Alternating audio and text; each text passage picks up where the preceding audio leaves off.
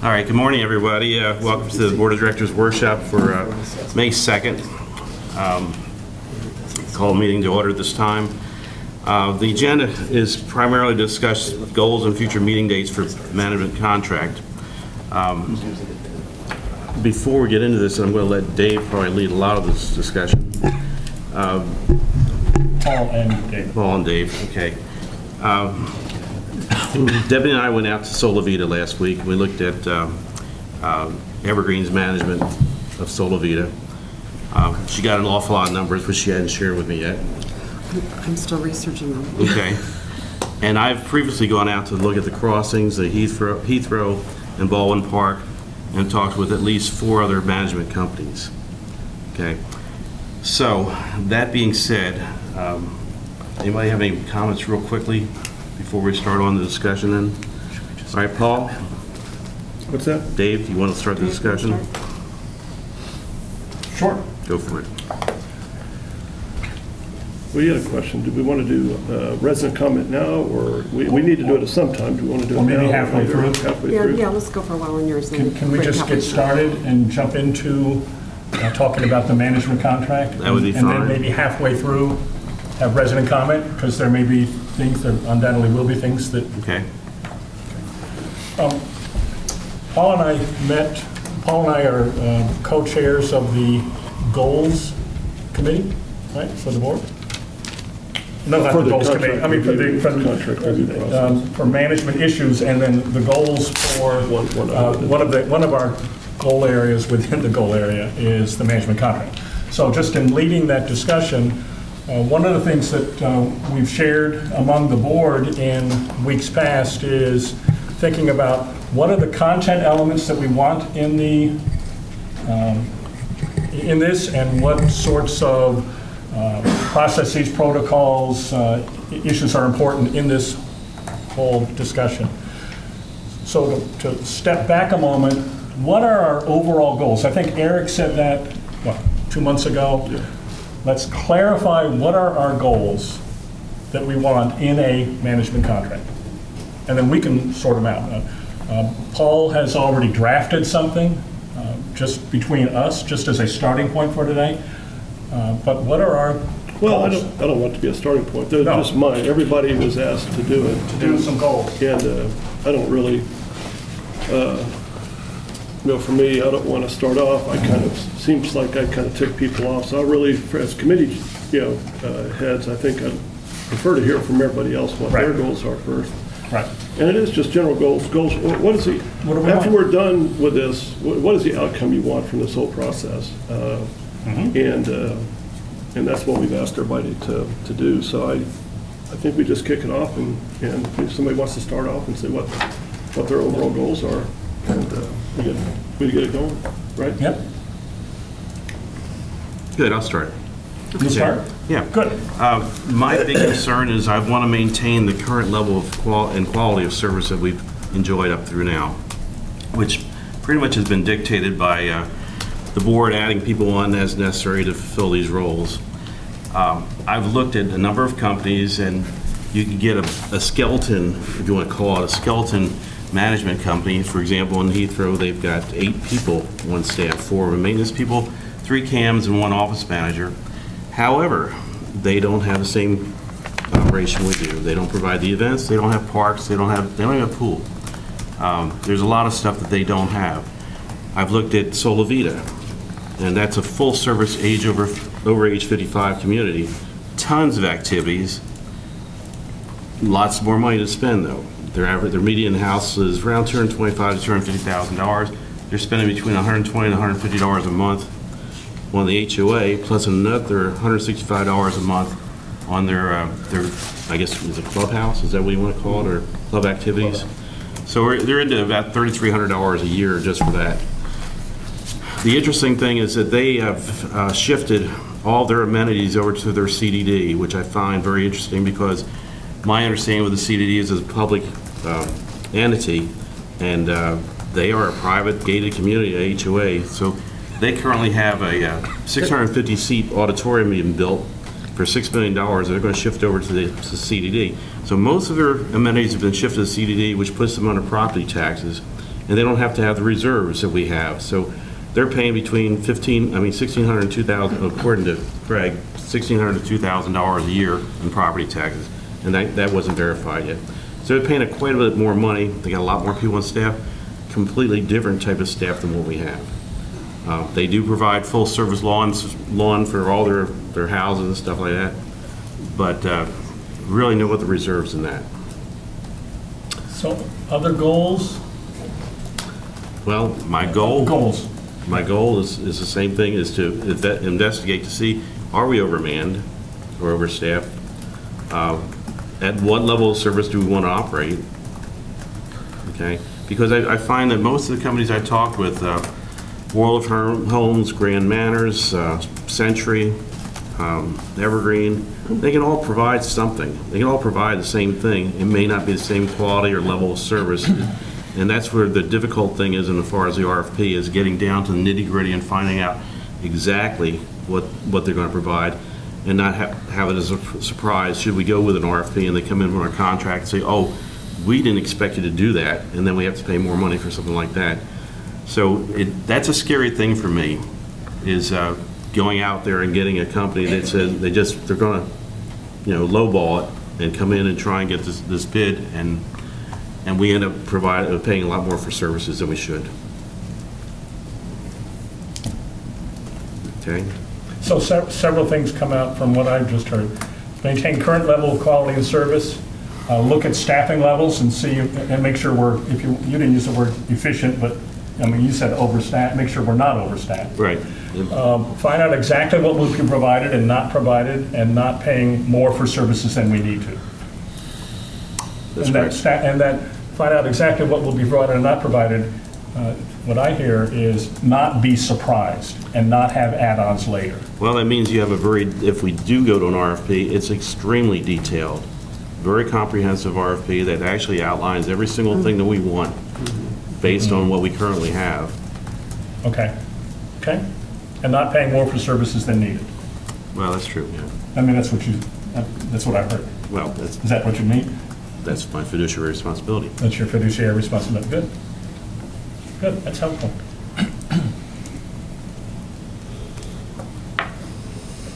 Debbie, Tim? I'll go later. Good. Oh, you go later? Okay. Well, my one goal is to make sure that we maintain the familiarity of the staff to the community that we have, because there's nobody who knows these residents better than this particular group of folks.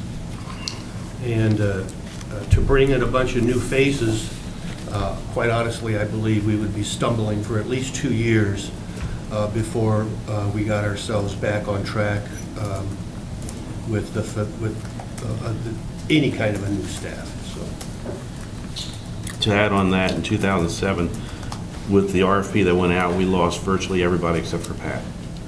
Okay, now, Pat is the vice president of the Southeast area now for CCMC, so with their increased presence in this area, and I really feel that they would be able to position anybody on our staff with them. So I don't think we would retain anybody of any managerial level.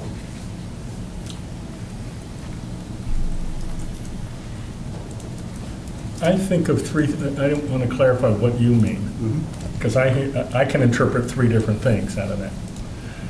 You said maintain the familiarity of staff with the community. So that's staff knowing community needs? that's, well, knowing community needs, but also knowing the residents. Knowing... and the residents knowing them. Susie Smith has always been a problem, but we've been able to walk her through it, or John's got financial issues that we've been helping him with, and that kind of stuff. We won't have that with and then the residents know the staff. Is that part of it too? Yeah.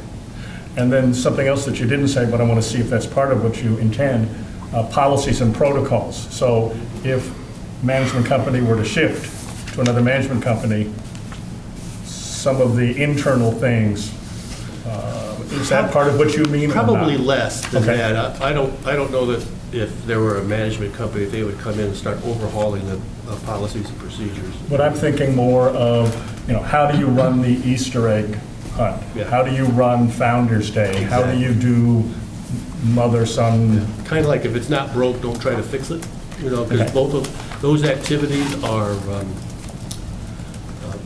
very important to the community, and they're very, very well run. So, yeah.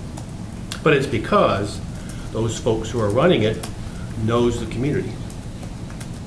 So is the theme, if it's not broke, don't fix it? Is that something important for you? Okay. Okay.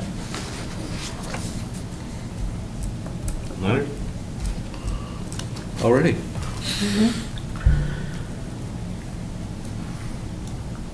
There's a few things I don't know from the current management we have. And one of them is the division of time. What areas do they spend their time in? And how much time is spent in each of those areas? Whether it's, well, I know what Steve did yesterday, okay? Yesterday, Steve, well, after 9 or It was Sunday. 10 o'clock? No, yesterday was Monday, right? Yeah, sorry. Okay. Yesterday at 9, was it 9? It started at 10 o'clock. It was 10 o'clock. He was down at Arson Park for a meeting, so he probably did a bit of preparation for that, went down there. By the time the meeting was over and we were back up here, it was pushing noon, so he spent 3 hours in that service area on a service area problem. As we get out into this contract, it's very difficult to do any kind of an RFP without knowing where the current allocation of time is in what we already have.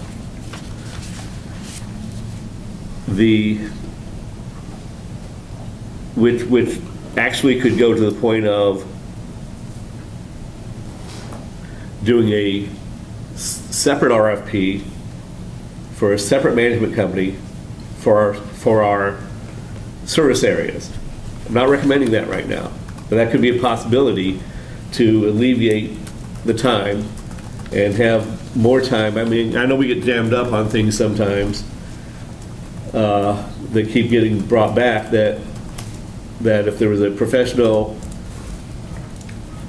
management firm managing the different service areas, and that would be real estate because they put on roofs, they put on paint on these houses, they do a lot of contracting that way, and that's the $17 a door fee that all of the service areas pay. Artisan Park's a different thing, and that's going to be a workshop in itself, and we all know that.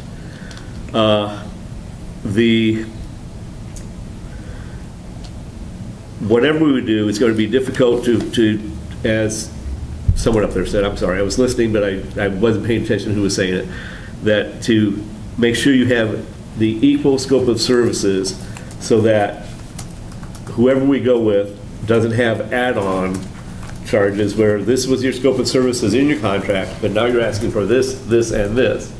And the contract price starts heading this way to keep up with it.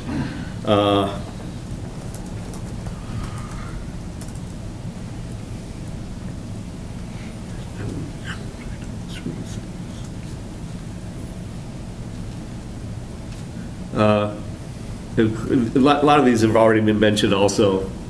Quality, the current scope of service we have, I think is what the community wants and expects. I don't expect they want a lower scope of service than what we have right now. And lastly would be cost of transition. If we do go to RFP and we do choose another company, I can ballpark an estimate cost of transitioning to another company, but I can't even get to the ballpark of the resident frustration that might come through in we've always done it this way, and the person at the front desk doesn't know that, and they have to come back, and finally, it gets back up, and sometimes they may have to come back out of the board and say, well, how did this used to be ran? Because all of the policies, I don't know, what kind of policies do we have written that we own? I mean, that's a question, I guess. Yeah, I mean, we have a policy manual. We have 2 full big folders, and we have an And that is, online. and that is CROA's, list of policies. that is They're CROA's yours. property. They're your property. So we have some definite policy manuals.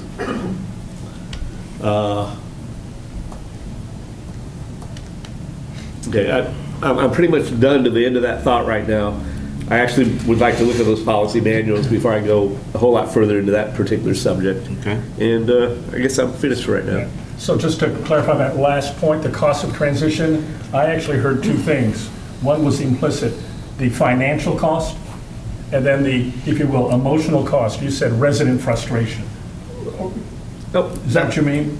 not only that, but the,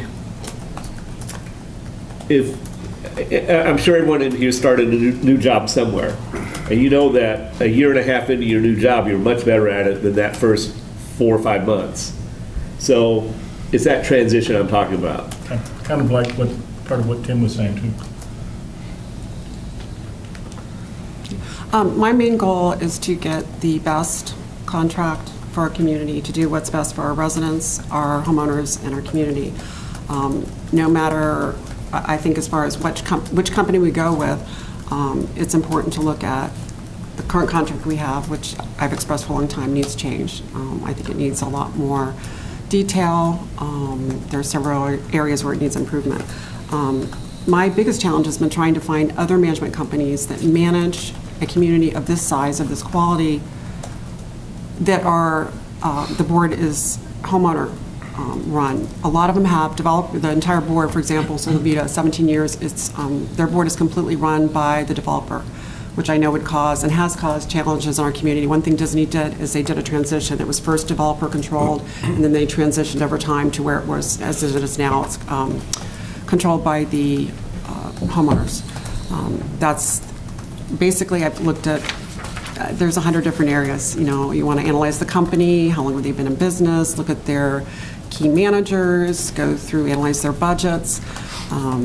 They are all structured, as you would know, differently from your corporate experience. And no matter what company I've looked at, the fees are in there somewhere, they're in different places, but it's important to talk to the past boards, look at their past budgets, look at their increases in cost, how many employees they have, how the employees are recruited. I mean, there's just so many areas I'm looking at, sorry, but I think it's important. We all know that no one's indispensable when we look at a company or the people, and I think the important thing is to look at what is best for our community. A lot of them say they come in during a transition and they retain all the employees for the first 30 to 90 days, and they start cutting and changing. So it's really important to look at all areas of a company that if it's being considered. I mean, we could just go straight to putting out an RFP, but I don't even know if those companies are qualified or if you want to spend your time on them. I think they've got to manage something close to this size or have the experience. Also, I don't think it's wise to necessarily go with a company that's had extremely fast growth. If they had 15 or 20 companies a few years ago, 3 or 4 years ago, now they're at 100 or 200, that gives me concern too. So I look at, I think, analyze a lot of different areas. I may be going from a different area than you guys. If you guys want to look at RFPs straight, we can analyze them from there. I would prefer, if we're looking at the companies, to get the best pick of the bunch before we spend time just going through RFPs of ones that may not be qualified. The RFPs will be about this big, so. So you're talking about like a request for qualification? Yeah, To make yeah. sure, let's see if anybody is qualified based on our criteria. Yeah, request for a proposal, right, that we would come up with. Request for yeah. information. Request for information, yeah. And I know one of the easiest ways may be to go to look for a consultant, but as I analyze the consultants also in the area, they have a lot of ties. A lot of the consultants, as you would know, would be a consultant because they worked for XYZ company for 20, 30 years, or they are tied to a certain other company. So that has to be vetted very carefully too, that the consultants are objective if we go that route. Whatever ties there might be to another company. Right, yeah. I think one of the things we also need to look at is the company that we're looking at, how many certified community association managers are attached to that company, because currently we have 7. And you have one PCAM. And one PCAM. And one, PCAM. Yeah, which is The highest quite a designation qualification. you can so the goal for you, which is in the larger sense, is having certified people. Exactly, and like I said, going back to Heathrow, for example, you know, they had 4 maintenance people, 4 management people, 3 of them were CAMs, but they had 13 neighborhoods and 1 overall association, but 13 separate associations with the neighborhoods. And, yeah, so those 3 CAMs are doing that. And when I asked them, who's your activities director, the head CAM said, I am. And I said, well, who does your covenants? I do. Who does your ARC? I do. Okay, that's not the level of service that we expect in our community. So what I'm hearing from several people is that all of us might have different ideas about what is really important in any kind of company. And so for Jack, it would be number of CAMs or PCAMs. So all of us might have a different list, and we would probably have a meeting and talk about what is important to us in terms of any company. They need to be a certain, they need to manage certain size communities. They need to do the whole variety of things. So we'll all come up with a list of what we would. Which I think is what we're actually doing. I mean, I think this. No, I think this is just more overall goals. Right. Yeah, right. I think what we've sort of heard from several people is that before we consider anybody, we need to. Well, you're right. I mean, At the highest level, one of the things we're saying is we want an organization, whether it's the incumbent or replacement, we want an organization that has experience managing communities of this size and nature. I mean, that's what we want. That's one of them. I mean, I That's think one of there them. could be, and I don't think we've asked people to come in with their 30 ideas of what they want to see. Not yet. Yeah, so I think that's a separate Right, meeting. I right. think right now it's like. It's the big picture. The big picture is, this is a very complex, very high-end, high-quality community, and that, boy, before we consider anybody, we want to make sure that they meet our criteria for. And high demand, high expectations. Exactly. We have very high expectations here. High quality. Yeah. High quality, yeah. Yes, To add on, exactly. Paul, to Yeah. add on yours, Yeah. criteria is not just size and quality, but what age group have they, Yes, for example, absolutely. been administering That's a good to? point. Have they provided recreation programs for youth. all ages? Absolutely. And activities. recreation programs For for seniors. those of us who are, Youth through seniors. all of us are aging, Yeah, for the aging. so there's a lot I of, totally senior agree. I population. absolutely agree. there's a lot of extra criteria There's there. And probably that, some very good over 55 management communities, but, we're all ages, so if they don't have experience with 55 and youth, 5. then they really are not going to meet my criteria. the interesting thing with Sola Vita was they have a ton of volunteers because they're all 55. Right. It's a whole They live so different far away, they have no place to go and nothing else to do. Yeah, but they may have communities where they do have youth programs, so that company has experience with it, it's just that particular community does not. That's a good point. Okay. Sorry, I took some other notes that I finally ran across here. And it goes back to under our contract analysis, what are we paying for? And that would be, of course, our scope of services that we've already talked about. Kind of the definition of management services that are provided, which falls into the scope of service, but every year we tend to change our scope of service slightly in we're having different strategic different strategic goals for that year. I guess part of that you could break down the fundamental components of our management needs. Some of these may sound similar. They're very, very close in my mind for some of these definitions. The second part of that, and Debbie's talked about it already, pre-qualification of competitors and the requirements to even come and bid, whether it's an RFI or not.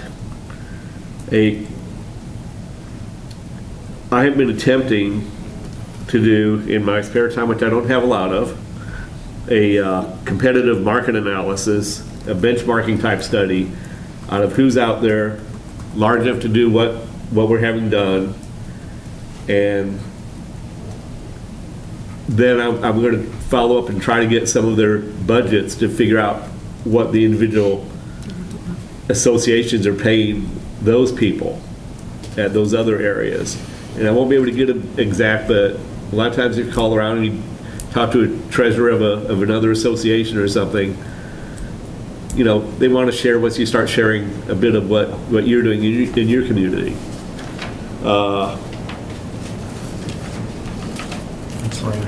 And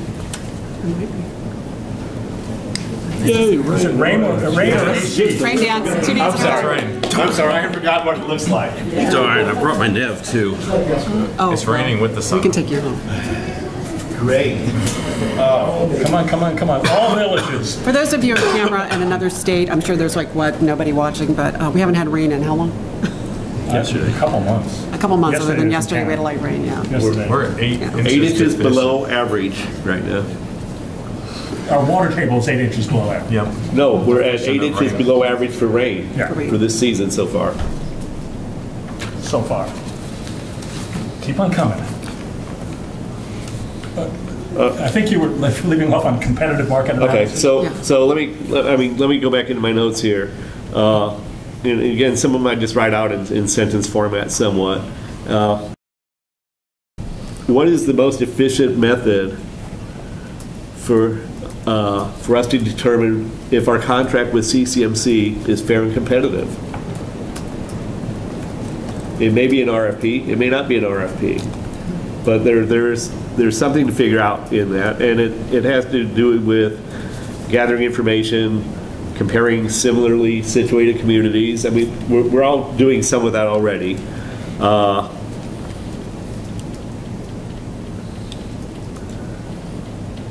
I don't want that one out yet. And basically, if CCMC says, I've heard this from Pat, I've heard it from Pat anyway, that we're in the, I'm trying to pull the words up that she used.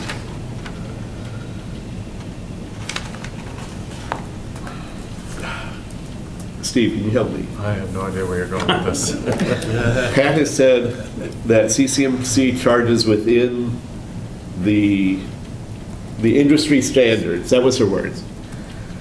And she goes, I am not privy to where in the industry standards we are, whether we're average in the industry standards, whether we're high or low in the industry standards. And that goes back to the same competitive analysis. So, I think for clarification, she said that other companies aren't going to offer to CCMC what they're charging different communities. They're not going to, if CCMC called up and asked Associa, what would you charge? They're not going to give that information. no, to and CCMC. but she did say she doesn't know whether you guys are, Right. she said you were within industry averages, but she didn't know whether you're high or low within those averages. Right, based on that conversation of what other community, or what other companies are charging. We have had a 19-year partnership with CCMC, good, bad, or ugly, whatever you think. It has went on that long, and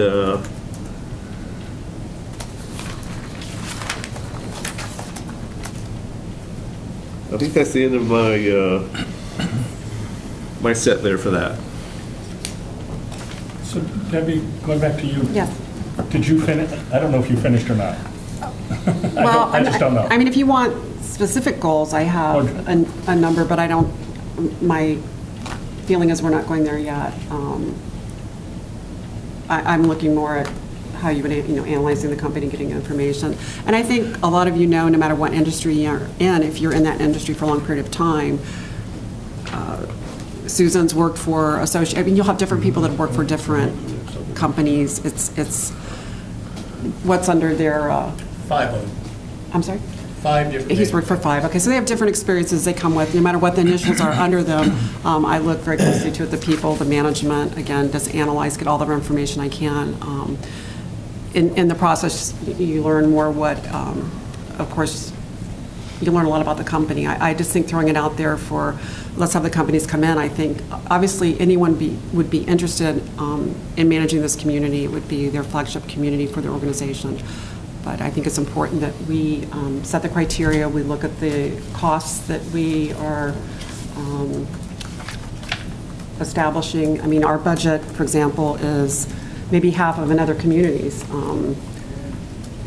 That's the same size, which was very shocking to me. I think we're doing a fairly good job with what we have, but it's also structured differently. Every community is going to be structured differently. Every company is going to be structured differently. I think the important thing is to come up with what we need for this and do the best we can do to fit that community.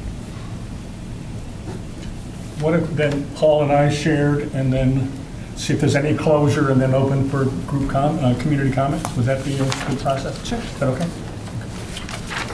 Okay, for mine, I wrote down in my goals, and so I wrote down an overall, and then I wanted to explain why I used each word that I did. But my overall goal is that the board conducts a thorough, independent review of our options, resulting in a contract that is competitive, transparent, ensures we maintain a high quality of service, and where our goals of quality and efficiency are consistent with the terms of the contract. So I want to explain why I used the different words I did here. Is thorough, and I think thorough to me is I put that first because I think that's most important, and I've lived here for 20 years, and honestly, based on everything I've learned, it has shown I don't think our boards have been thorough in the past, and what I've learned recently is that I feel that our previous boards have been, and we've heard it on tape, and the boards have said, we've got a good deal here. We're getting a price that is below the industry standard. Again, I think the only way we find out what is competitive is by doing a bidding process, but from a couple of communities that I know, our contract is not competitive at all. And that is because, in my mind, we have not done a thorough process. It's been very quick, behind closed doors, and we need, if nothing else, we need to completely change that and make it open, thorough, and honest. So in terms of thorough, when we're finished with this process, residents can be assured that we have given thoughtful, open-minded consideration to all alternatives. So if a resident comes to me and says, is this a competitive contract? I want to be able to absolutely be able to say, and I don't mind saying, you know what, there are companies that are very good companies that would be less expensive by about 1 or 2% or whatever. But here's the reasons why I chose this company and stayed with CCMC or did this. And I don't, but that's going to take a lot of facts, a lot of research, and I don't think we've had that in the past. In terms of thorough, that we learn from other communities how to provide the best possible services for our residents.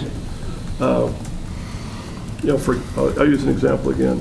Our newspaper, it's sort of a frustration of mine that our newspaper loses money.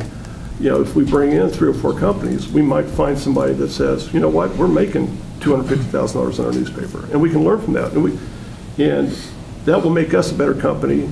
Even if we stay with the current management company, we can sit there and say, hey, you know what, we're losing $300,000. Let's use this idea, and other companies are making a couple $100,000, and challenge CCMC to do the same. So when you go through any kind of a thorough process and look at alternatives, you're going to find things that will help make this a better community. In terms of thorough, we also have open meeting with residents to explain our process, answer any questions, and hear any thoughts that they have on the contract. Independent, and this is where I've heard some discussion here, and I'm concerned is that for me, independent means we use outside experts or consultants to guide us so that residents know that we've relied on experts in the field for our facts and our research. So I think we're all trying to go out and get research ourselves, which is fine.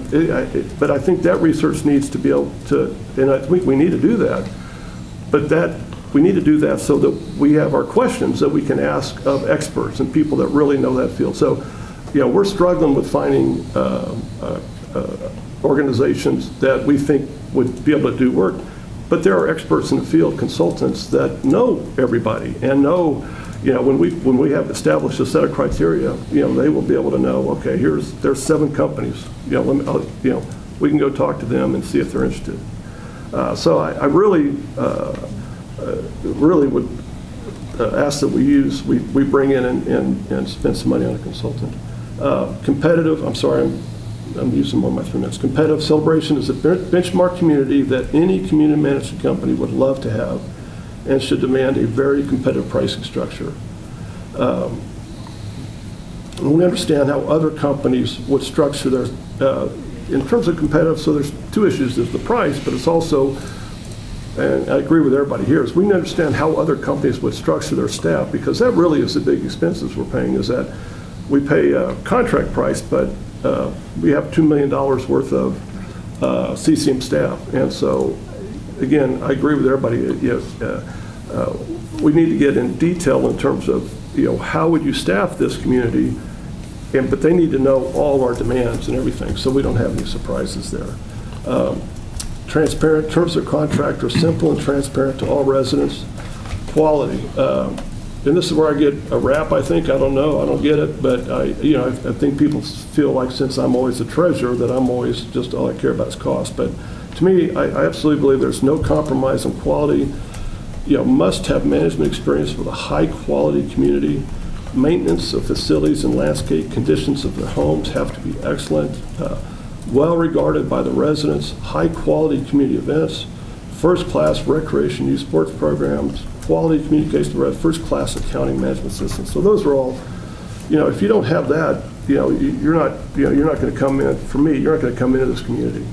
And we may find that there's nobody that does that. And then finally, terms of contract. When I say that, I mean rewards, quality, and efficiency, not labor. So our contract needs to reward quality and efficiency, and I don't believe our current contract does that right now. So that's mine. That's good. Can I just offer clarification? The Celebration newspaper in 2016 did not lose money. It actually netted, and year-to-date for 2017, we're at a positive. So we're not losing money on the newspaper. I think we talked about some of the fully loaded costs, and there's some costs that are not in the newspaper, and whether we make money on that. But you know, at the end of the day, that's you know, we need to look at that, and we may find that we're doing better than everybody else, but we won't know that unless we talk to other people. Sure. But the larger question, or the larger issue that you said in that was an example. What can we learn from other communities? Yes. I mean, that's to me the takeaway. Yeah. Newspaper is just one One part of it. One Yeah, minor example. Yeah. Paul, you alluded to a couple communities up front that you said were, trying to pull your words back out, that were doing a good job, or No. I'm sorry, were they overpaying or underpaying? I'm trying to remember. I'm just saying what in my research, a lot of times contracts are fairly simple in terms of what the fees are, and the ones that I know, what we are paying based on the sheet that we got from Pat is significantly higher than other ones that I've talked to. Would you share those with us, the ones you've talked to? Huh? Can you share the ones you've talked to with us? Well, I've talked to Solvita. Evergreen. Eric, yeah. Okay. And their fee is, I'll give you the number. Their fee is 28%. Our blended fee is 39%. Here's the issue: is that there's 2 issues there. One, you know, I understand you have to cover your labor and your benefit costs. But when you're making so much money on labor, then it becomes it's hard to efficiency, because it's such a big, you know, I think we're getting into the weeds on this thing, and I don't mean to do that. No. Again, the only way that we are going to truly find it out is by actually talking to the communities. And everybody's fee structure may be a little bit different. And on their side, their labor fee may be low, but their other fees may be high. So we need to incorporate all the fees. I guess what I'm saying is that I prefer fixed fees, like a management fee, than I do making money on the labor side, because that helps us with the incentives. But, so every contract's gonna be different, and there may be hidden fees or whatever, but the only way we're gonna know is by, by actually, getting in and having people make offers. No, the reason I asked that is Jack had said he'd been down to Solivita recently also, and there's no sense in a third or fourth board member going and talking to the same, gathering the same information if we've got two already that have been to that particular one. I wasn't questioning who or any motives there. I just wanted to see where you must have gone so far that, so we don't repeat. Well, let me add on. We did get all the financials from Craig, and I want to make one mention. They've got a golf course community, so they're also paying for the golf course personnel. They've got several restaurants that are paying for the restaurant personnel, but that's out of, I'm not sure how that's coming from the club management fees. The other thing is there might be an economy of scale. In other words, they're able to get certain price points on insurance and other things because they have 80 people on staff versus our 30. So that could possibly affect the percentages that we're getting. Yeah, I think that's why this is a very complicated issue, and that's why we need to really be thorough. And we're not going to answer those things today. It's just, I'm just saying that's my what I know of talking to people that we're not competitive right now. That's my. You may feel differently. That's just my. It's my conclusion. Yeah, and Paul, can I say something? And just to be fair to keeping this open. Initially, when I talked to Evergreen, they said their fees in total were 25 to 28% inclusive. And I called the CEO right away because as soon as I analyzed the budget, I said your benefits are 29% before I see anything else. There's also a management fee. There's also another per door fee for different budgets. We have one main budget. They have 3 different budgets, excluding the golf course. I left that out. We can look at it, but I didn't get our golf into our community. It's not included. So. The fees are in there. They're just in different places. They have different charges for a lot of the events that we don't have. So it's really important to look at it inclusively. I thought when I first heard 29%, I'm thinking, wow, that's everything. That's great. That's saving us 10, 11%. But, as Paul will see when he looks at the budget or what anyone else, their fees are structured in different places. So it is important we look, I feel, at the budgets and see where they are. I also wanted to compare past budgets from a couple years ago to see what their increases are, talk to people on their board. I personally don't want a company that uses developer-run boards. I think that's very different. I don't think our community would. I think that's an important thing to look at. Is it a community-run or developer board, or is there a blend? When a community is still under developer control, the developer is also subsidizing those. Right, and that's one reason why they're trying to float everything to the CDD, is they're trying to get enough to build their another development across the street. So we need to, look at all that, which is what any developer does. But so to round things out, I agree with most of what has been said. Just to put some different slices on it, I want us to be as data-driven as possible, as data-driven. As knowing that we're a unique community, we're different, we have high demands, high expectations, data-driven. And then I actually go back to, I think it was Jack's very, very first point. Maintain current level, or actually improve upon current level of quality and service. But at least, current level or better. I think, and I've heard this in slightly different words, a clear decision criteria. And I think Paul said, it's not always about the lowest cost. But we want to have good value for I want us to have good value for our residents. So good quality, good cost, the variety of services. I would like us to incorporate current and best practices. Some of that is going to be from going out to other communities. Some of it will be from national associations. Some will be guided by a consultant or consultant team. I also think it's important, I've heard this implicit here, multiple opportunities for community input. So opportunities for community input, so what the community has to say. And I also think this is a sub-piece, keep the community informed along the way. I think we've started to do that, but just keep the community informed. So there may be some things we write in the Celebration News. I'm not sure what that process would be. I also think we should be timely and not drag on. It doesn't mean decide in the next month, but it also means and I know we're going to start this or be more formal with this, as you said earlier, Jack. What's our timeline? Let's look at calendar, because we're not doing all the weeds today. I have a lot of weeds issues, like what I want to see in a contract, but I think that's more focus for today than we would get to today.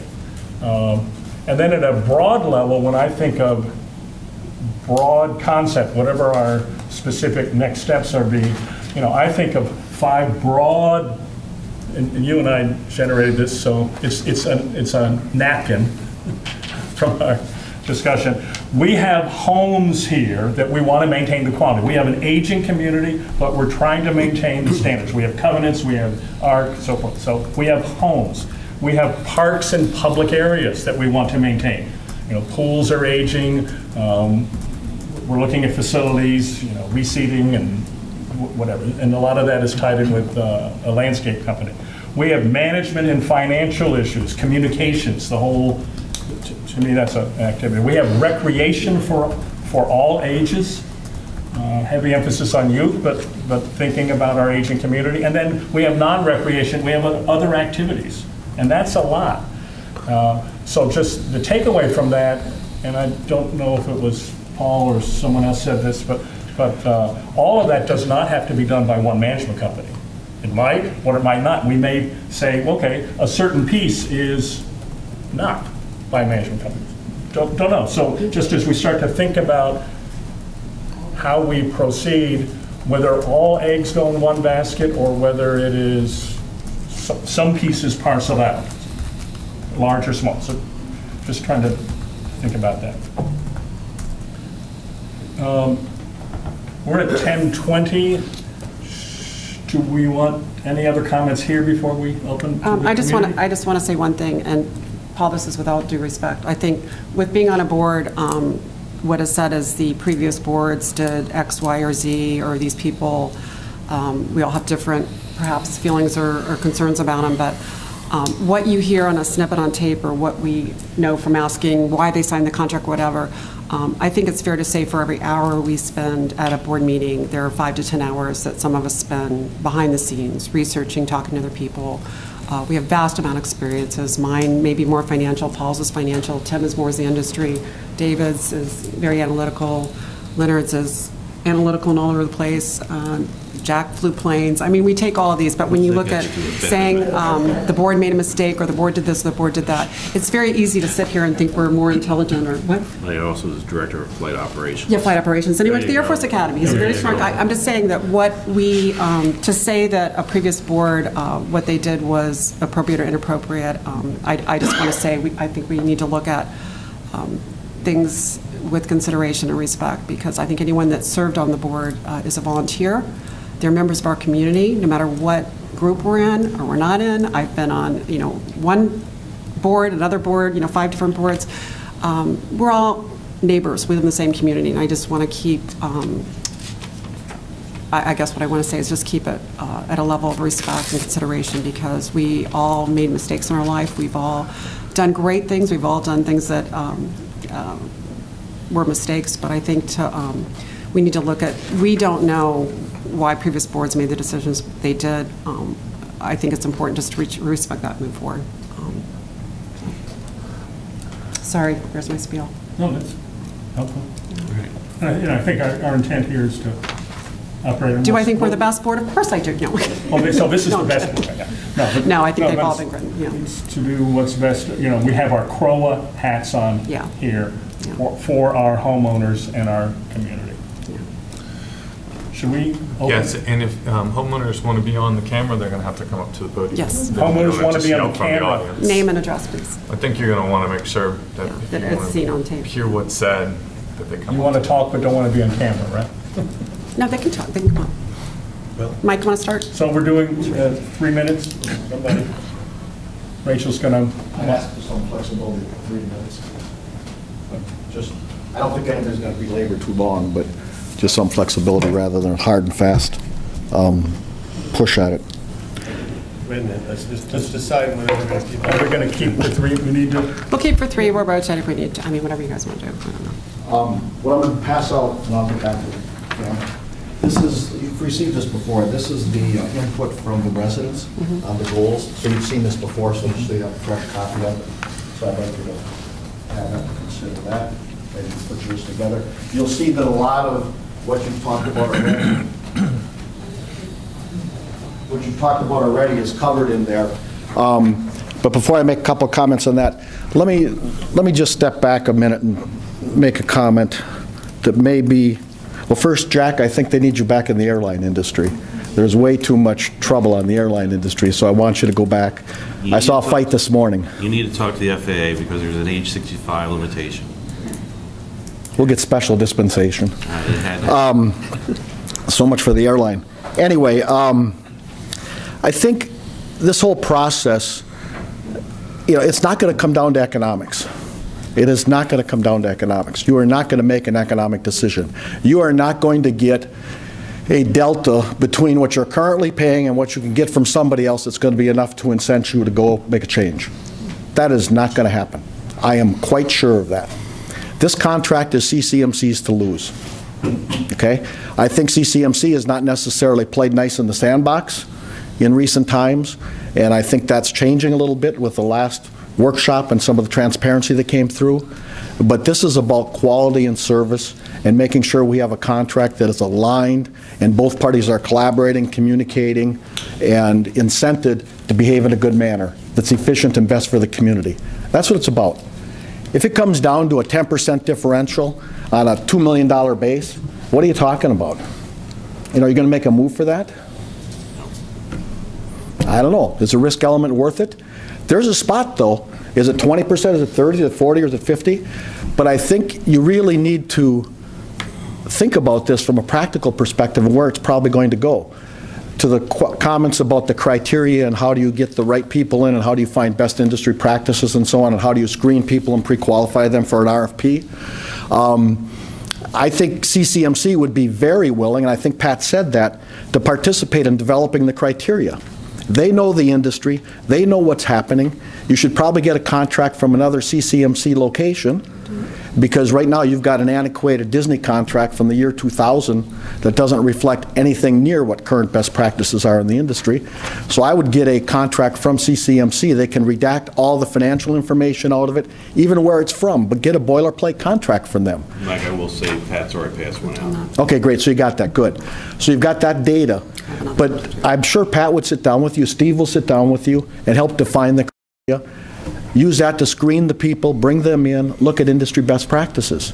And that's why you pull that in and you'll get it done. But it's not going to come down to economics.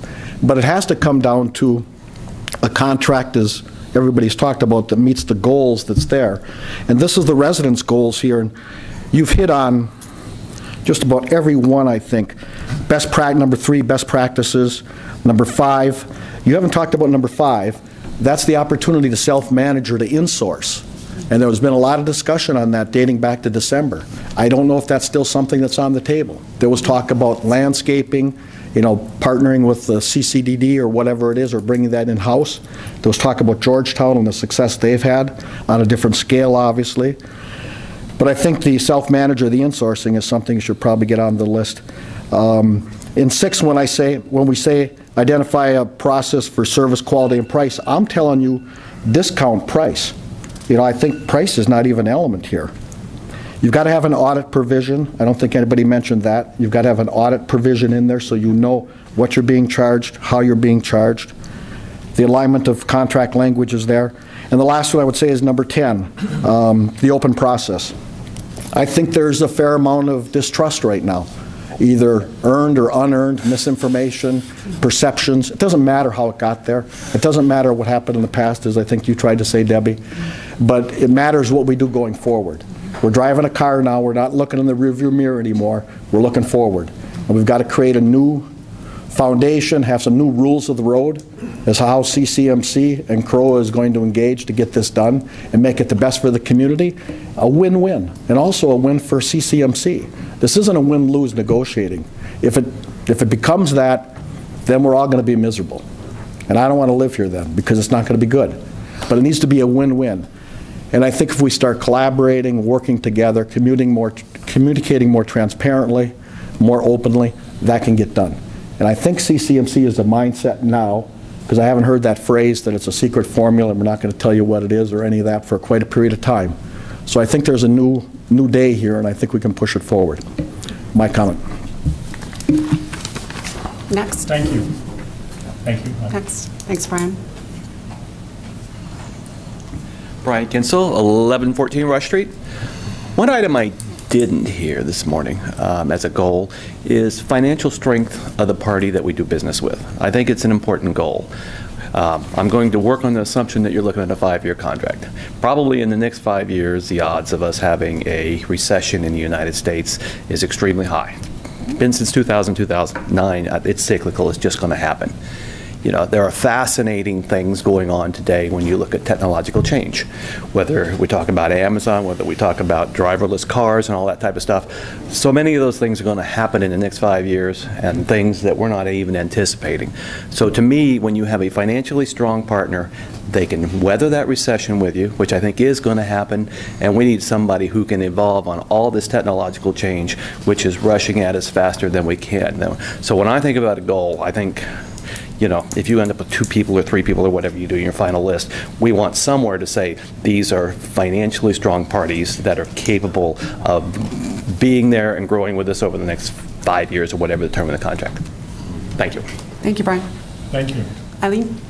Sorry, I'm taking over his job. I'm giving Jack a rest. I'm taking a break. Eileen Barr, 1138 Mosaic Drive.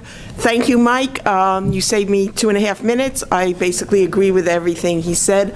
I do think that the board has a fiduciary responsibility to look at putting in a, I always forget the letters, RPF? Okay. What is it? RFP. You had all the RPF. When a contract comes due. And I do agree, I'm happy to hear that maybe CCMC certainly at the beginning didn't seem to be playing so nicely in the sandbox. And what concerns me is the comments about what happened in 2008, that just because you looked at other companies, all of the staff was pulled. I hope that that is not going to be an issue. I hope that that is not something that's being pressured, that you know, we're the only game in town and you have to sign with us. I do think that there are things to be negotiated. I think they're important items. I do agree that it's CCMC's to lose. I don't have any major complaints, but I certainly do understand there's a couple of issues. One of the issues that was brought up was about the events, the big events. I work on the Special Events Committee. One of the things that I would like to say is that the current group, from JR down, the day of events, they do an excellent job. I can't think of anything, okay, other than my fact that the judging on the dog contest, costume contest was a little, you know, wasn't great. My dog didn't win, but I'm going to put that aside for the moment. We're going to work on that for next year.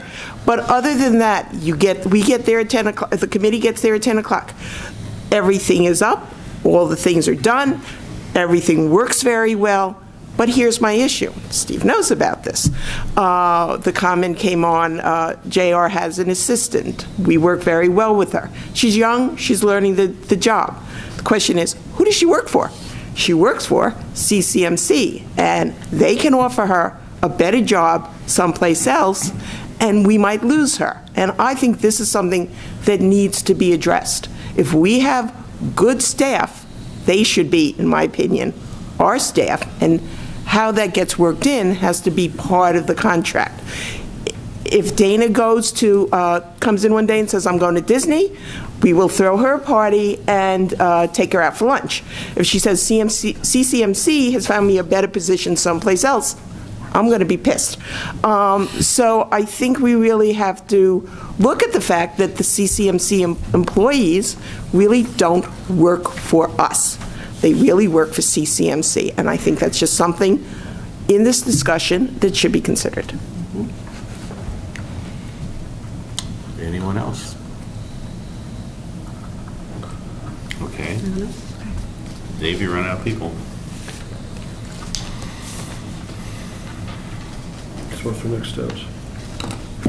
You want to do a 5-minute break? Or you want to keep Want going? to do a quick break? 5-minute break? 5-minute break or no? Yeah. We're back.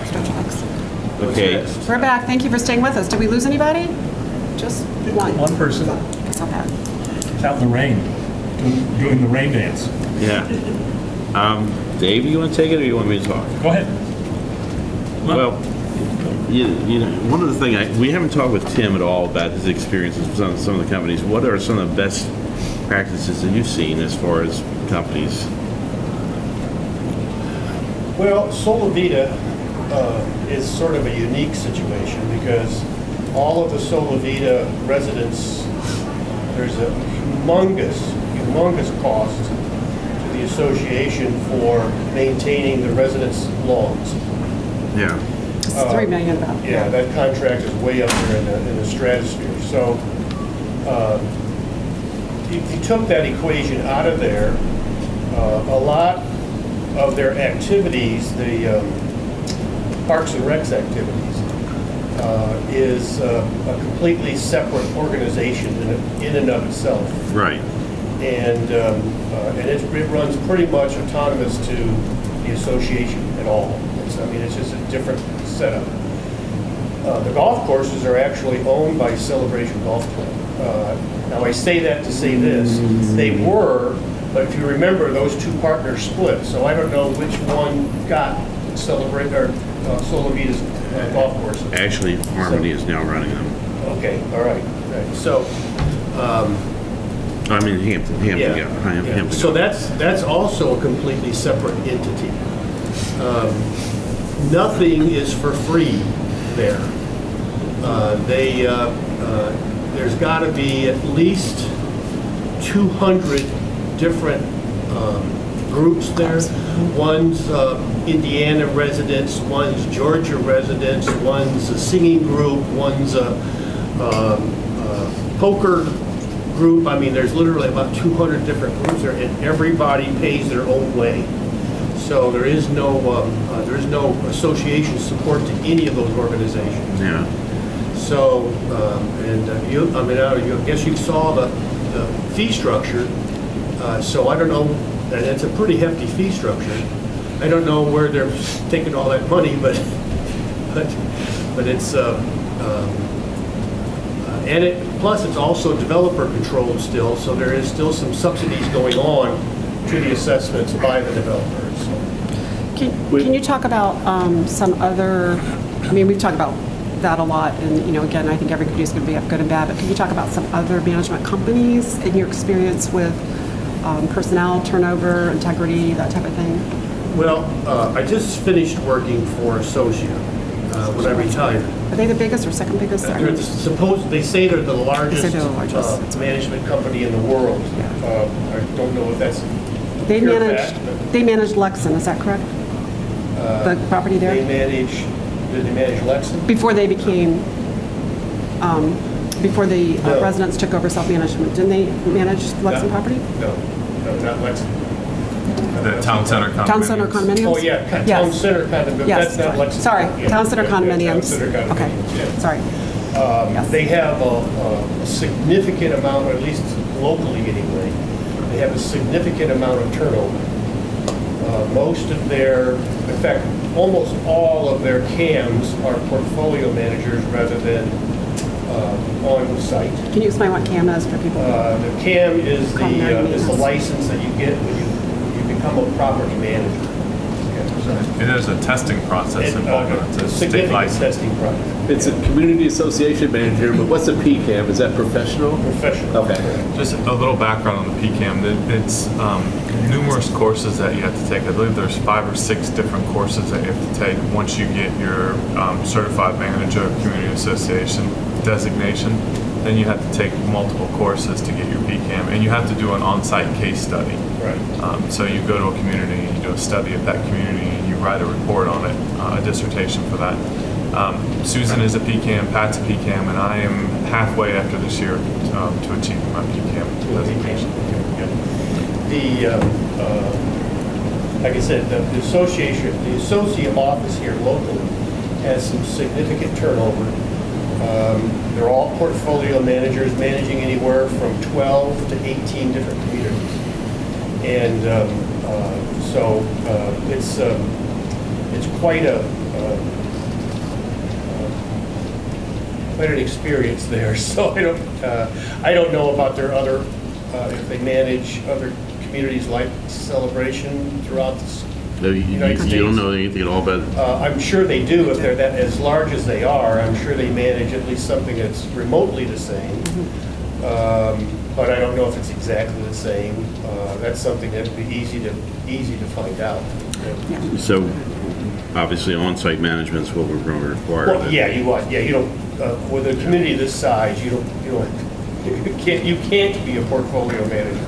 You have to be an on-site manager. So. And in this case, we have multiple on-site managers because we have at least 6 cams.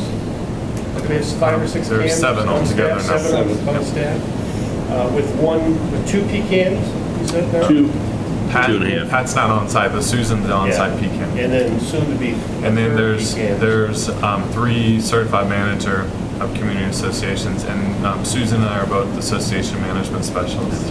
Yep. And there's 2 AMs, and what is that? That's Susan and I are association Okay, then there's management. 3 CMCAs. Certified manager of community associations. Yeah. What are they?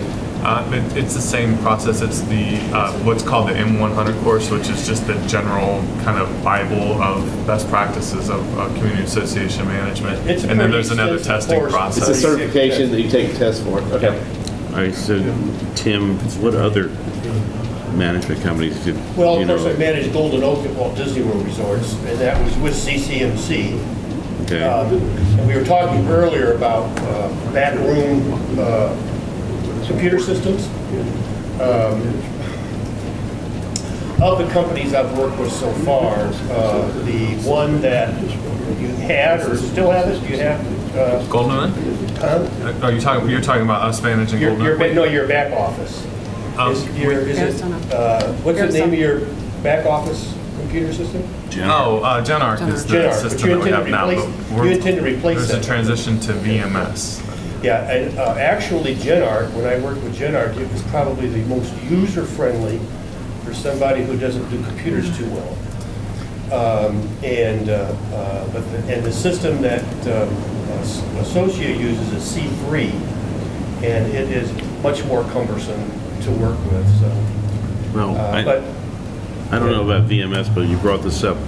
I've talked with Wayne McPherson who uses an in-house thing called Ciratech from Grand Manor Homes, and we also talked with Craig about his locally developed software at Solavita. he uses TOPS, doesn't he? Sync. Yeah, and it's very impressive what they have there, and I'm hoping that VMS comes up to that. VMS is an enterprise solution for the types of needs for community association management. I think it will be very inclusive of the types of things that we're looking for. We're just waiting for it the implementation stages to get to us so that we can start implementing here in Celebration. But that would be one area that we ought to put down as our criteria is the software package. Oh, absolutely, because yeah. there are so many variations that like the Ciratech thing did, where like an inspector could be out in the field, take a picture, automatically generates the covenants letters and stuff like that, automatically generates the work orders. Well, the sync thing automatically generates work orders, and that's what I don't know about Genarch's able to do I can tell you that. our biggest issue, we use SmartWeb, and it has the capability to do that, but our biggest issue with cell service, any of our mobile apps, is just connectivity. I mean, there's so many dead spots in town that you'll go to submit and you'll just sit there and churn. So it actually saves you time just to bring it back to the office Yeah. and do it through the Yeah, the to hard say line. that you have it and to actually be able to use it It are would two be different tough to things. implement a Cadillac with low cell service. Especially in this black hole of a cell service. we When have. Comcast gets their hotspots, are we going to have ability to use that? The Wi-Fi hotspots may help us kind of juice that up a little bit. Yeah. All right, Tim, go ahead. Other companies. Well, the other companies were smaller, more local companies, so of course They they probably would not wouldn't- have the expertise nor the ability to be able to manage anything this size. Okay, I would suggest that Century may be a company we would be looking at as well.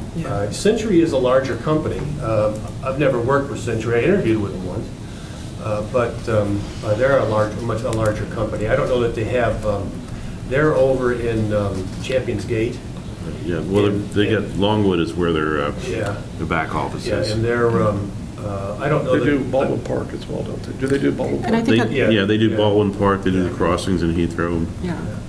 They're more of a regional, they're more of a Central Yeah, Florida. They're more- Florida-based. yeah, more Seems like local. I see that there's kind of regional companies and then national companies, that there, some communities concentrate, and like there's one company in Jacksonville, it seems like they concentrate. They do a lot of high-end communities in Jacksonville, but then they're national ones. Tim, do you know of any other communities that have a structure like this where we have a main management company, and then we have, of course, with our condos and apartments and other different companies that can work well with that? Because that's also an important factor. That's been very challenging. The only. It's unique, I The only think, one but- that's probably even remotely similar is Baldwin Park. I mean, it's got townhouses, and it's got a condos, and, But are they part of Individual. separate associations? what's that? Do they have their own associations for Well, they the have. condos? Not They have the well, apartments. structured like we have here. Service areas. We have, condos are managed separately by a sub-management company to the master. Yeah. Like Terraces is managed by CNP Associate, but they still have to answer to CROA and to CCMC. Tim? Okay. So can we step back and look at, we have a half hour left in our meeting. We step back and look at our overall timelines and then some of our next steps? Sure. Because I think we brainstormed them. Can I ask Tim one more question? It should be fairly quick. As far as separating out smaller functions, we talked about this somewhere up through here, whether another unit had their Parks and Rec as a separate function than the regular community association. We have our newspaper there's 2 dedicated people on it and 1 or 2 others that do it, and then we have maintenance people that deliver it, and with that whole set could be a separate contract. Janitorial for all of our pools and this type of thing where they run around and we pay maintenance people to do that, that could be a separate contract. And we talked about landscaping. I mean, right now Davey is the contractor, but if you had a management company that had a contract administrator in it that would administer all these other subcontracts that we would put out to bid to basically make a more efficient organization. Any experience with that, or your thoughts? All of the larger management companies that I worked with did just like we're doing. We have a contract with their, their landscaping company, for example, and the continuation of the contract hinges upon their performance. And when they're not performing well, then management goes and rebids it basically after a long drawn out, you better get better or we're going to replace you kind of a scenario. All the pools, like in the case of Solavita, all the pools were handled by the same thing, under contract with an outside company. That there was an agreement between the association and the pool company. They didn't have a contracts person to control those contracts. That was a responsibility of the CAM. But did the janitorial, was that farmed out to the pool companies also? Some do, some don't. In other words, we have our bathrooms. They're- You mean they're like janitorial's just to do- in-house. Just to do the general cleanup of the pool? Theirs is in-house. No, the janitorial of the bathrooms around at all of our different pools and such, that type of thing. So- No, Wages is yeah, yeah. That's in-house. It's in-house. They have 80 employees, Okay. 41 Well, they have- full-time, They have 39 15 part-time. maintenance people. Oh, no, I just wanted to run a couple ideas up No, and and around. then, and when I talked with with Heathrow, they also had 4 maintenance people assigned on staff. Okay. So it's fairly common. that- Sorry, David, if you wanted to. David, go ahead. It's your turn now. Well, it's our turn. So our next steps. One thing that's been talked about is having a consultant. Having a consultant. So it's identifying a pool of consultants that we can look at their qualifications and find out who might be the best to help with this. Yeah, would you be willing to do that? I'm not a consultant. No, to look at that. You've had consulting. I think that Tom Slayton, your attorney, just did this process for Point Siena. So I know that the attorneys do the RFP process also. So it's someone you could talk to and look into. To identify several consultants for us to review? He actually was the consultant to run the RFP process. I wonder if there's a conflict there. It might be, but I'm just saying it's an option for That you feels to like a conflict. discuss with. How do we But go, you say how do this is we, different. how do we go about, that's the question, how do we go about to find a consultant that we're comfortable with, is completely unbiased, doesn't have any That's my concern. built-in whatever? You'd have to unbiased. Do we need to would have interview 'em? A large pool. Yeah, to choose from. definitely, I think we need to definitely look at more than one, do we each go out and try and identify people that we then bring in as a pool to interview, or how do we? We go don't have a about this? base of knowledge to go out and find any.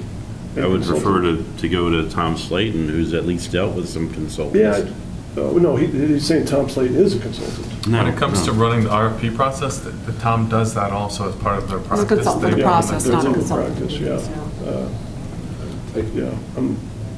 like Dave said, I think Whether we look like at UCF in their academic programs, I don't know if UCF has a real estate. I don't know. I'd want somebody, to me, I would want somebody that has a lot of experience in this area. Yeah, right. And I gotta believe That's what I that, don't I gotta believe there are a lot of boards that are just like us, that are like, hey, the contract's coming up, what are our next steps, and like us, are kind of floundering, that need somebody to kind of lead it and help it. So I gotta believe there are a lot of consultants out there that do this. It's just a matter of finding the Yeah, right and just a one. couple of comments on that. We would want to make sure that they have consulted on our community of our size. Yes. Of our standards, diversity, quality that we're looking at. Again, look closely at their affiliations and ties, and I think we need at least 7 to 10 to vet. But You need what? 7 to 10 Oh. to vet, but I could be high on my number, maybe 5, I don't know. My biggest concern would be their bias. Their biases, yeah. Yep. So how do we do that? So we.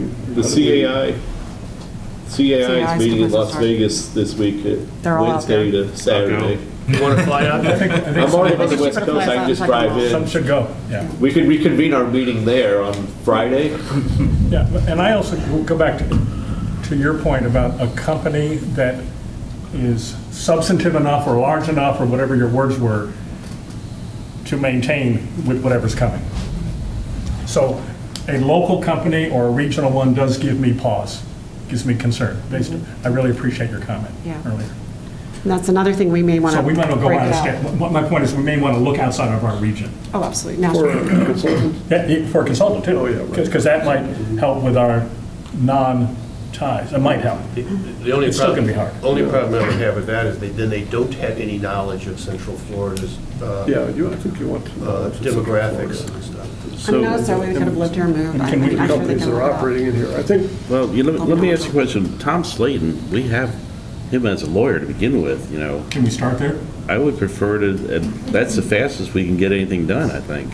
But Tom did the RFP process, not Yeah, it sounds the, like what you're looking for, We're looking for correct something me a if little I'm different. wrong, but it sounds like what you're looking for is a consultant to manage the RFP process, to hear all of these no. different thoughts. well, first process, Someone to we're tell you. The We're earlier before the process RFP. before the RFP. we're sort of at the request for qualifications. So somebody that I think we've all talked about, here's our criteria that what we want in a management company. So, and we'd have to formalize that list of what we want. And then I thought the first step would be, you go find the top 5 companies that most closely meets that. Well, if it's an RFQ, then that whoever you would hire, and I think Tom, again, does this in his practice, and I'm not pushing Tom, it's just the one that I know of because it's fresh in my mind from doing Point Siena, but you would come up with your criteria, and they would use an RFQ template, and then they would send it out to multiple different companies to see who qualifies for what you're looking for. Maybe Tom could recommend someone. It's very similar to, and maybe he could, maybe if he's not the guy, maybe he could recommend somebody, but it's very similar to the Danny Bumpus being the owner's rep for the athletic fields. He's going to put together the complete RFP based on the design and send it out, and it sounds like that's what you're looking for. My feelings with Tom have been that he's very fair, and I'd be comfortable with him personally. I also think we want to continue to look at the communities our size on a separate research area and find out who manages them and what has worked, what hasn't worked, get some history on that. For who? For communities that are our size and are similar, to look at who has managed them, what's worked, what The problem hasn't. with that is there's no local company or communities like that. Well, that would be part of your RFQ then. If that's what you're asking for, then you're I just don't want to eliminating any wait, companies that don't meet those qualifications. another month or two to pick a consultant. We can look at different areas. Some things we can do simultaneously. Yes, that's what I'm saying, yeah. Like getting community input, feedback, analyzing So another budgets. thing with a consultant is, and Paul and I had talked about this, self-management as an option. So I think we want to look at that, Yes. whether we go that way or not. At least look at it, weigh it. What are the maybe pluses and minuses? Pluses and minuses for any of the options. And there's probably going to be a lot of legal opinions that are going to need to be answered when it comes to self-management. So again, that may be... Having Tom, somebody like Tom, Yeah. Self-management will work for and he is, so it sounds like he does quite a bit of that. So And I don't know his full extent of his portfolio. I just know that I had talked to Susan about him doing it in Point Siena, and she suggested that maybe you all just at least reach out to him and have that initial conversation. And if it's the wrong direction, he can help point you in the right direction. Yeah. He Happy to give him a is call. representing you all. Actually, he's coming, I guess, to brief you guys. That's right. At your Next executive week. session, so you could just broach that as that first question. I won't actually be there. I'll be out of town for that. May 10th. May 10th. So a question is whether having himself lead that process is a conflict of interest. That's a question. And whether it's a perceived conflict of interest. But I think we can start that conversation. But if he does this, then he would obviously know others who do the same thing. Thoughts from the group, concerns? I hear it. Yes. Oh, you have to come up, you gotta get up sorry. there. You see a lot of heads going, sorry, I didn't mean to jump in with that. Just, I Name and wonder, address, please. Mark Hayes, 308 Reeve Street. I wonder if there might be like a national association of homeowner associations that could They're all in also... Vegas, that's what he's talking about, this CIA, yeah. Okay, that's CAI, so they could, maybe CAI. someone within that group could help point you all to a consultant. And then the other thing, the thought, since you were talking about the attorney doing this, is that hopefully we could get the attorney to do this for a flat fee and not like an hourly lawyer Yeah, it has to rate. be, yes. That's all. That's good. And That's a Tom good is point. Thank Tom you. is a That's a very very good active point. member of the local chapter of CAI. He's either been I know he's been a past board member. He may still be a current board member, but he has been very active in CAI, so he does have that connection. Brian, did you have a comment? Jim, you guys, anybody? Okay. So one of our directions is to look at a consultant who can help with the process. What would our timeline be on that? We've got to call him and find out when he's available first for the consultant. You talking about timeline for Again, he'll obtaining We're getting here? hold of Tom Slayton. Well, I can give you his phone number, or he'll be here next Wednesday. Okay. So maybe have a conversation. You want to do it? Yeah. Let's have a conversation just to tweak that. I mean, for our homework is for us to come up with a list of things that we're looking for. Like the criteria. Are you here on the 10th, Paul? Are you here on the 10th? No, I'll try to call in. Okay. Well, for those of you who are wondering what May 10th is, we have an executive session to discuss Artisan Park, and legal counsel is going to be talking to us about that.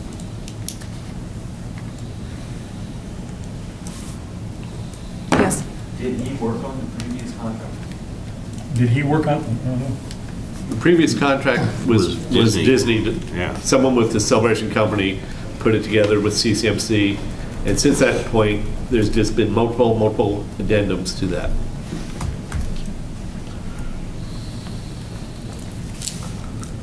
So another thing for all of us to do is to generate as specific or broad, beyond today, criteria that are important for a management company. You know, they would oversee a covenants process and an architectural review and recreation for youth and recreation and other services for adult, et cetera, et cetera, et cetera, et cetera. As picky and as broad as we want it to be, or as we feel are important. Right. So we all generate that. We would come in, whenever we meet with a consultant, we would come in with that in hand. Right? With the list for the RFP? Of what's important to us in an if we go, I mean, for whatever our contract would be. RFP, self-management. Does a company have experience developing youth sports programs? Does a company do, right. You know, do they have that experience? Is it a high quality, is it, you know, we have a very large community, you know, it's got to be 2,000 plus homes, whatever. I mean, those are the kind of things. It's a large enough company that would sustain whatever might be around the corner. 2,500 plus? Financial. I'm just throwing out a number. I'm just saying, everybody come up with their own. And just to throw out, we're possibly going to be adding another 1,300 homes within the village. So, yeah. Right.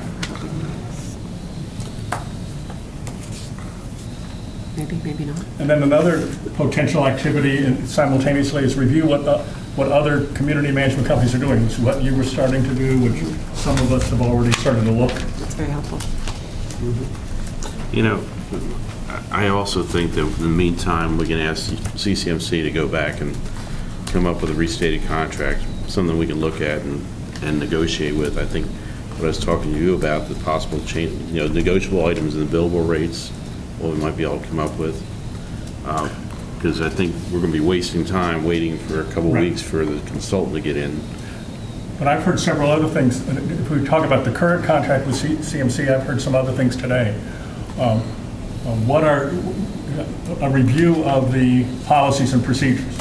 I mean, Steve said earlier, yes, we have, I don't know how many binders you said, but we have policies and procedures that are local to CROA, not national, but local. Is that, did I hear that correctly? Local Yes.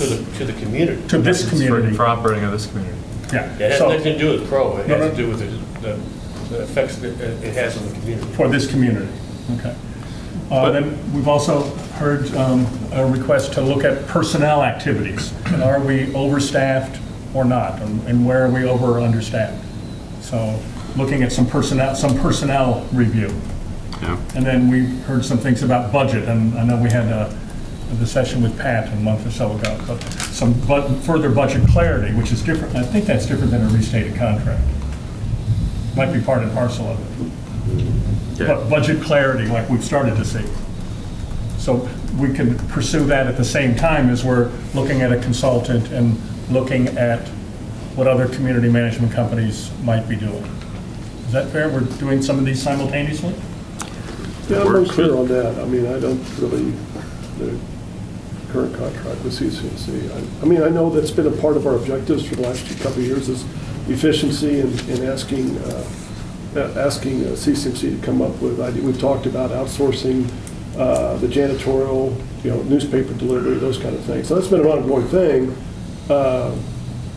So we're always hoping that they are all continuously looking at, you know, doing things as efficiently and effectively as possible. I think that'd be any company. I think, yeah. I was just going to say, I think that has anything to do with a contract negotiation. It has more to do with how the staff is managed. Yes. Mm-hmm. Yeah, and how I mean, that's a part, to me, of our determination in terms of a company is, do we feel confident that our current staffing is, you know, it is being managed? Again, I get down to its quality and efficiency, And that's our job as a board to judge. I mean, how good are they doing in quality? How good are they doing efficiency? I have my own opinions, everybody's got them, but that's sort of what we do. And, you know, Well, everybody's got a personal opinion on that. I'm going back to one of the phone calls I made to World of Homes and talking to Jose Miranda there, and also my reading on the internet about replacing companies and stuff like that, why you want to do that. And the first question he asked me, well, how's the management company doing? Are they managing effectively? I said, yeah, basically they are. And they said, well, so what's the problem? I said, well, there's people who think that we're not getting our fair shake economically. He said, well, you've been with them for 19 years, don't cut off your limb, renegotiate the contract. So that may be a consideration at this point as well. You know, I think when we come back with an RFQ and we find out about more companies, I think that may be a decision point then to say, okay, do we go then to the RFP, or do we offer first to negotiate with CCMC? But I think we first got to see what else is out there and get a consultant involved to do our due diligence. Does that seem fair? To elaborate on what Jack just said, because I took these notes during a conversation with you about the gentleman you just mentioned, he basically said, is there poor communication to and from the units? Is there failure to complete projects? Is there inconsistent handling of compliance? Or unavailability of documents as 4 different examples of why you would want to get rid of a management company. Do you remember that conversation or not? No, I don't know at all. Maybe you should start flying again. Now you got to remember more than that, though. No, I'm just... Yeah, I think we're good shape. But those were part of what that conversation I had with you. I wrote those down during it. She's going to call Tom, and we're going to talk about that. And I agree with those things that you've said. Absolutely. And if we think it's not, we need to reference. So should I send Jack Tom's contact information? Should I send it to somebody else? I can take it. Okay. Then we can have an initial conversation with him next Wednesday Right. and see where that takes us and whether he's the right person, or if not, references for others. Okay. So going back to Mark's question, are there other places we should be looking to compare with Tom? Should we look at where the CAM conference is? Should we look at other associations?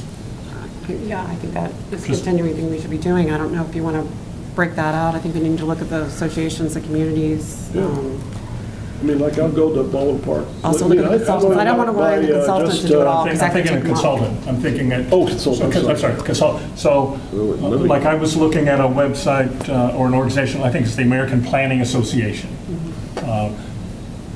So I'll do some research on other places that might have consultants. Okay. That we could compare. Let me ask, Steve, Becker and Polikoff are other lawyers.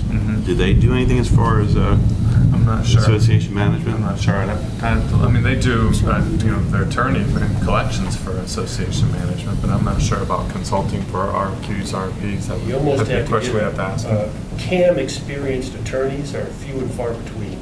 So it's just like CAM experienced CPAs are few and far between. So we have the other, I'm looking on CAI's page. They have a directory category. Yeah, that's probably a good source. Yeah, and so on CAI, the Central Florida chapter, they have a listing of directories, and I think you can go probably to the national CAI page, and they'll probably have a directory listing. And I'm happy also to talk to Jeffrey Mowen, our town architect, and Floyd McCullen, because they have experience with our communities, just to get some references. Did you say you're going to contact them? I can call. Yeah, I think that would be, those are great. you have all these different attorneys that might possibly have experience with RFPs, RFQs. They're all listed under the CAI directory. Do you have a list of ones from Florida and Central Florida? These are all Central Florida. Susan would be a better gauge on which ones are better known within CAI, but I can definitely send these. Well, we can talk about that tomorrow then. Okay. She retires and she becomes a consultant That'd be a good source of attorneys. Dave, where we at? We're at 11:30. Concerned about it. How are we okay with our discussion today? I just want. We need one a more comment next date. today. Next date? I've heard a lot today. I've heard a lot of pro RFP. I've heard a lot of let's negotiate with CCMC. I've heard all kinds of ideas here.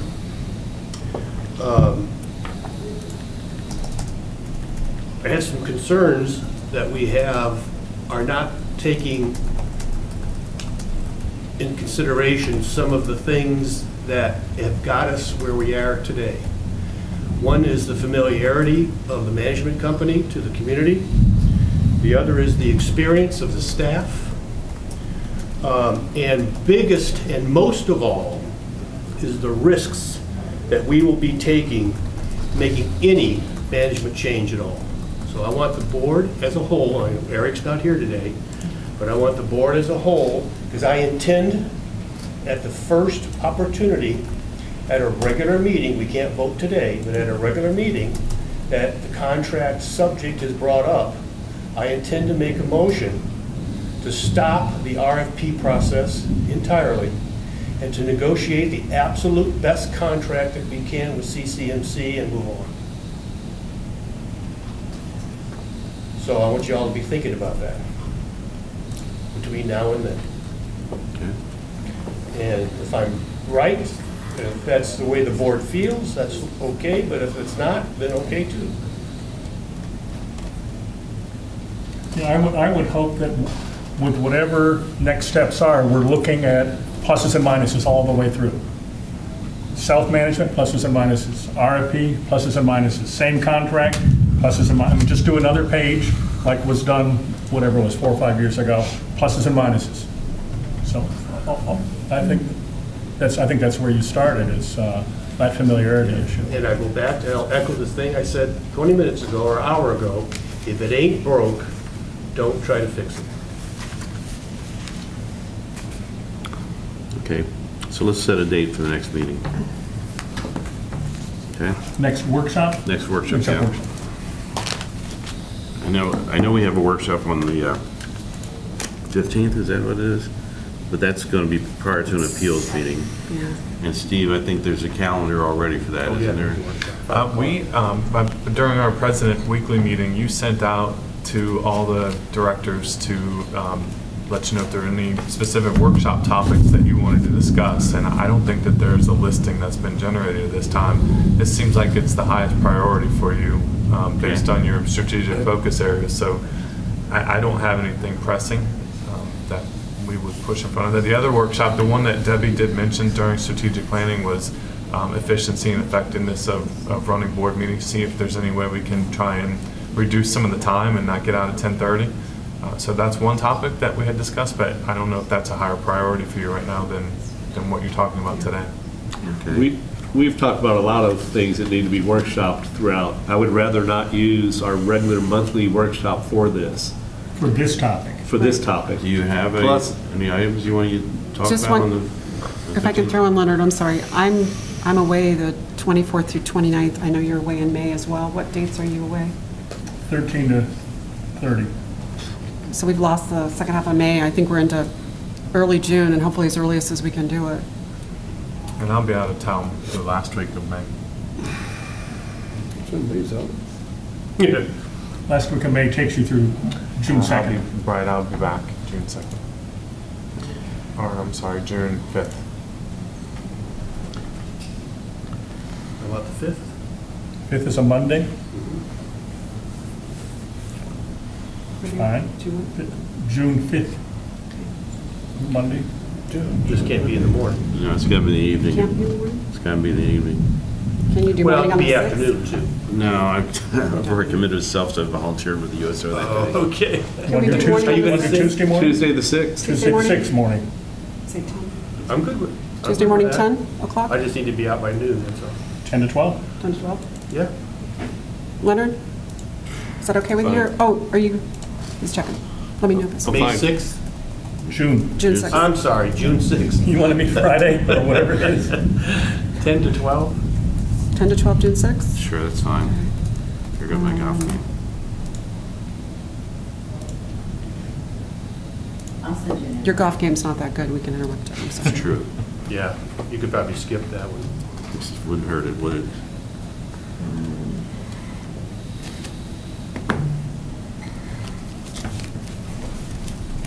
All right. All right, anything further to discuss? Just in between now and then, I have a lot of questions I'll be asking CCMC and looking at some other areas and companies as well, too, just in transparency. So I don't know what anyone else wants to look at. Well, aside from this, Leonard attended the Artisan Park meeting yesterday. Do you want to brief anybody on that? Yes, please. Yes. Not a lot happened. I mean, basically, Pat presented the Artisan Park Committee with a letter, which you've gotten emails from Steve with that letter said in it last night, as far as any reimbursable expenses to Artisan Park that they agreed to pay to Artisan Park. And the meeting was probably, I've only been to 2 meetings down there. This was by far the most congenial one I attended. Afterwards, there was probably a discussion for another hour and a half of various things, and part of it, I actually went through and just lined out for the Artisan Park residents the way I understand from reading their charter a couple of times quite recently. Said, I'm not an attorney, but here's the CROA board, here's your board. You have your manager over here, that's a CCMC employee. We have Steve and CCMC up here, that's our management company. If you're setting policy and directives to your person, your manager at Artisan Park, and they're not complying with it, you have 2 alternatives. Both of them will arrive to a learning, both of them anyway, of contacting our board or contacting Steve. And Steve was right there. He answered some of their questions when they got too far off into executing what goes on. And like I said, it was really overall more friendly than I've seen. I didn't see any pitchforks out. It was it was more friendly. No tar and feathers. Okay. All right. Anything further then?